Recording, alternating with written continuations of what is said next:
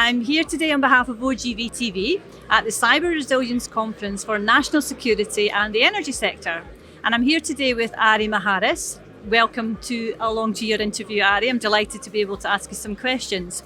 So today you were a moderator on one of the panels. Had you been a panelist, what would you have raised? What points of discussion would you have raised? Well, first, I just want to thank you and thank the organization for inviting me to Aberdeen to have a tremendous discussion with my colleagues and this incredible audience. Had I not been a moderator today and a panelist, I would have liked to have focused on the topic of the value at risk.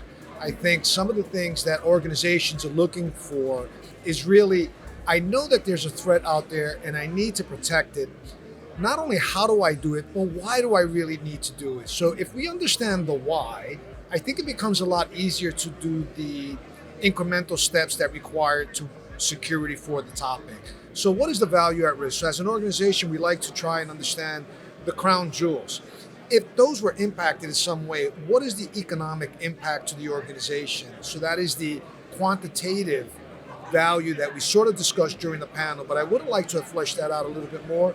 More importantly, I think qualitative risk, the reputational risk, that risk which cannot really be quantified.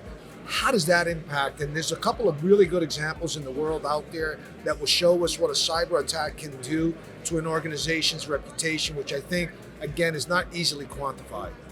You're absolutely right. The why is so important, isn't it? So thinking about cyber leaders then, in your opinion, what makes a good cyber leader?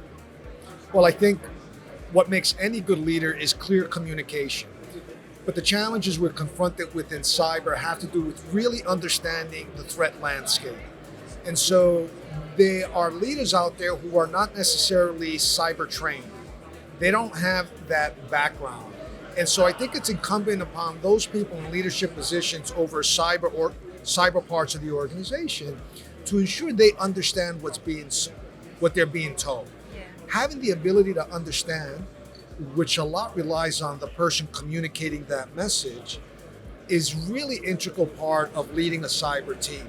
And so that goes back to, again, general concepts that are good in leadership for any leader, no matter what the industry is. Surround yourself with people who are smarter than you, as opposed to you wanting to be the smartest person in the room.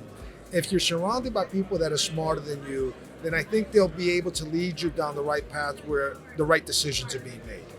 I like thinking about people being smarter all around us. That's a great way of thinking of it, Ari. Ari, thank you so much for being on the panel today. Your expertise and knowledge was fundamentally brilliant to hear and be shared with the delegates today. So thank you so much, and thanks for being part of the interview. Thank you as well. My pleasure.